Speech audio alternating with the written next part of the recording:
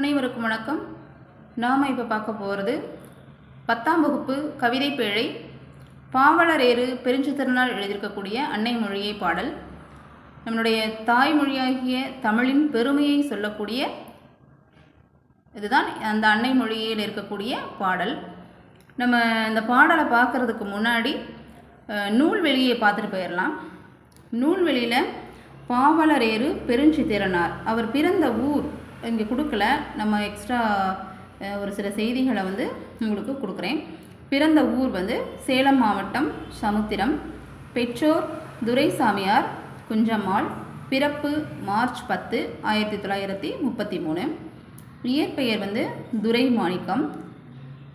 மொழி ஞாயிறு என்று போற்றப்படக்கூடிய பாவாணர் அவருடைய மாணவர் தான் பாவலரேறு பெருஞ்சித்திரனார். இங்கே கொடுத்துருக்கக்கூடிய செய்தியை பார்க்கலாம்.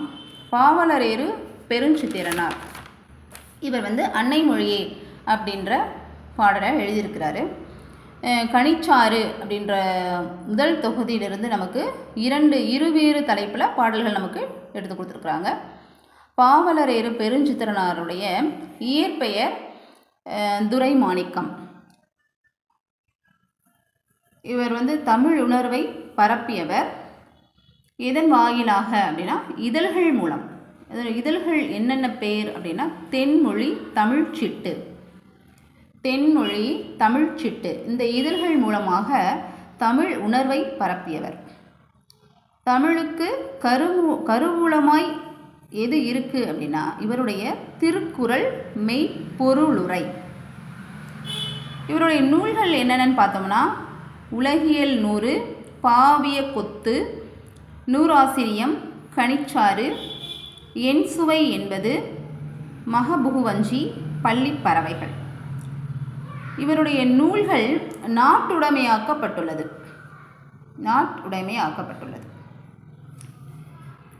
இப்போ அன்னை மொழியே, அன்னை மொழியேன்னு நம்ம என்ன சொல்லுவோம்? அன்னை தமிழன்னையை அழகாக கொடுத்துருக்காங்க பாருங்கள். தமிழ் அன்னை. அன்னைனா தாய்மொழி.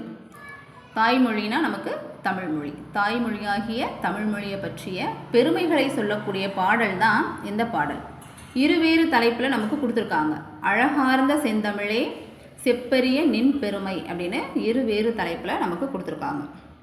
நம்மளுடைய உணர்வுகளை எழுப்பும் விதமாக இருக்கக்கூடியது, நம்ம உள்ளத்து உணர்வுகளை தூண்டி எழுப்பக்கூடிய ஒரு மொழி தான் தாய்மொழி. அதுதான் நம்மளுடைய தமிழ்மொழி. எவ்வளவு பழமையாக இருந்தாலும் அது இன்னைக்கும் இளமையாக இருப்பது தான் நம்மளுடைய தமிழ்மொழி. இங்கே கொடுத்துருப்பாங்க பாருங்கள். கா சச்சிதானந்தன் அவருடைய வரிகளை பாருங்கள். சாகும்போதும் தமிழ் படித்து சாக வேண்டும் என்றன் சாம்பலும் தமிழ் மணந்து வேக வேண்டும். இவருடைய வரிகள், இந்த தமிழின் புகழ் வரிகள் தமிழோட பெருமையை உணர்த்தக்கூடியதாக இருக்கக்கூடியது. அந்த வகையில் தமிழுக்காகவே தன்னுடைய வாழ்நாள் முழுமையையும் கழித்தவர் இந்த பாவலரேறு பெருஞ்சித்திரனார். இவருடைய கனிச்சாறு அப்படின்ற நூல் தொகுதியில் தான் இடம்பெற்றது தான் அன்னை மொழியே அப்படின்ற தமிழன்னை வாழ்த்து பாடல் தான் நமது பாடப்பகுதியாக இருக்குது. வாங்க பார்ப்போம். அழகார்ந்த செந்தமிழே. அன்னை மொழியே அழகார்ந்த செந்தமிழே, முன்னைக்கும் முன்னை முகிழ்த்த நறுங்கணியே, கன்னி குமரி கடல் கொண்ட நாட்டிடையில் மன்னி அரசிருந்த மண்ணுலக பேரரசே, தென்னன் மகளே திருக்குறளின் மாண்புகளே, இன்னரும் பார்ப்பத்தே என் தொகையே நற்கணக்கே, மண்ணுஞ் சிலம்பே மணிமேகலை வடிவே, முன்னும் நினைவாள் முடிதாழ வாழ்த்துவமே. பாருங்க, அன்னை மொழியே எங்களுடைய அன்னையாக திகழக்கூடிய மொழியே, உடைய தாய்மொழியே அப்படின்னு. அழகார்ந்த செந்தமிழே, அழகார்ந்த செந்தமிழே, அழகே வடிவமாய் அமைந்த செந்தமிழே, முன்னைக்கும் முன்னை முகிழ்த்த நறுங்கணியே. முன்னை அப்படின்னா பழமை, முகிழ்த்த அப்படின்னா தோன்றல், தோன்றிய. முகிழ்த்தல் அப்படின்னா தோன்றல். முன்னைக்கும் முன்னை பழமைக்கு பழமையாய் தோன்றிய நறுங்கனியே, இனிமையான கனியே. கன்னி குமரி கடல் கொண்ட நாட்டிடையில், அதாவது மன்னர்கள் ஆண்ட, பண்டைய தமிழ் மன்னர்கள் ஆண்ட நிலப்பகுதி தான் குமரி கண்டம் அப்படின்னு சொல்லி. அது வந்து பறந்து விரிந்திருந்த ஒரு குமரி கண்டம். அது வந்து காலப்போக்கில் கடல்கோளால் அழிந்து போனது. அப்படி கடல்கோளால் கொல்லப்பட்ட பறந்து விரிந்த குமரி கண்டத்தில் மன்னி அரசிருந்த மண்ணுலக பேரரசே. மன்னி அப்படின்னா நிலைத்து, மன்னி அப்படின்னா நிலைத்து அப்படின்னு பொருள். அந்த கடல்கோளால் அது கடல்கோளால் அழிஞ்சு போயிடுச்சு. இப்படி கடல்கோளால் கொல்லப்பட்ட பறந்து விரிந்த குமரி கண்டத்தில் நிலையாக இருந்து தமிழ் உலகை ஆண்ட பேரரசே அப்படின்னு சொல்கிறாங்க. அடுத்து பாருங்க, தென்னன் மகளே திருக்குறளின் மாண்புகழே. தென்னன் மகளே அப்படின்னா பாண்டிய மன்னனின் மகளே அப்படின்னு சொல்கிறாங்க. அதாவது முதற்சங்கம், இடைச்சங்கம், கடைச்சங்கம் அப்படின்னு முச்சங்கங்களால் தமிழை வளர்த்தவர்கள் தான் இந்த பாண்டிய மன்னர்கள். அதனால தான் இங்கே தென்னன் மகளே அப்படின்னு குறிப்பிடுறார். திருக்குறளின் மாண்புகழே, அதாவது உலக பொதுமறை அப்படின்னு ஒரு சிறப்பை உடையது தான் திருக்குறள். அந்த திருக்குறளின் பெரும் பெருமைக்கு உரியவளே. புரியுதா? திருக்குறளின் பெரும் பெருமைக்கு உரியவளே.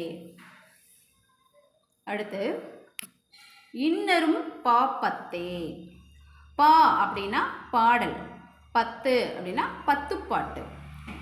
இன்னரும் பாப்பத்தே, இனிமையான கருத்துக்களை கூறக்கூடிய பத்துப்பாட்டே. அடுத்து எண் தொகையே. எண் தொகையே அப்படின்னா 8 தொகையை தான் இங்கே வந்து எண் தொகையே அப்படின்னு சொல்லியிருக்காங்க. நற்றிணை, குறுந்தொகை, ஐங்குறுநூறு, கலித்தொகை, அகநானூறு, பதிற்றுப்பத்து, புறநானூறு, பரிபாடல், இது 8 தொகையில் இருக்கக்கூடியது. எண் தொகைனா 8 தொகை. நற்கணக்கே, இங்கே வந்து நற்கணக்கே அப்படின்னு நல்ல கருத்துக்களை கூறுகின்ற 11 கீழ்கணக்கு நூல்களே, அதான் நற்கணக்கே. மண்ணுஞ்சிலம்பே அப்படின்னா, மண்ணுன்னா அப்புறம் முன்னாடி பார்த்தோம் இல்லையா, நிலைத்து அப்படின்னு சொல்லி பார்த்துருக்கோம். ஒற்றுமை காப்பியம், குடிமக்கள் காப்பியம் அப்படின்னு சொல்லக்கூடிய சிலப்பதிகாரமே. அப்புறம் மணிமேகலையே, மணிமேகலை வடிவே, அதான் மணிமேகலையே. இரட்டை காப்பியங்கள் அப்படின்னு சொன்னோம் அப்படின்னா சிலப்பதிகாரம், மணிமேகலை இரண்டும். சரியா? அடுத்து முன்னும் நினைவாள் முடிதாழ வாழ்த்துவமை. இப்போ இதுக்கு முன்னாடி சொல்லியிருக்கோம் இல்லையா, அன்னை மொழியே அழகார்ந்த செந்தமிழை முன்னைக்கு முன்னை மிகிழ்த்த நறுங்கலியே. இப்படி நிறைய சிறப்புகளை நம்ம வந்து தமிழோடைய சிறப்புகளை எல்லாம் இதெல்லாம் நினைக்கும் போது நம்முடைய உணர்வு வந்து பொங்கி எழுகின்றது. இந்த நினைவுகளால் நான் வந்து உன்னை வந்து தலைப்பணிந்து வணங்குகிறோம். அதுதான் முன்னும் நினைவால், முன்னாடி சொல்லியிருக்கக்கூடிய அந்த சிறப்புகள், அந்த நினைவால முடிதாழ தலைப்பணிந்து வாழ்த்துகிறோம், வணங்குகிறோம் அப்படின்னு இந்த அழகார்ந்த செந்தமிழே அப்படின்னு இந்த பாடலில் நம்ம இன்னைக்கு சொல்லியிருக்கோம். அடுத்து செப்பரிய நின் பெருமை அடுத்த ஒரு வீடியோவில் நம்ம வந்து பார்ப்போம். நன்றி.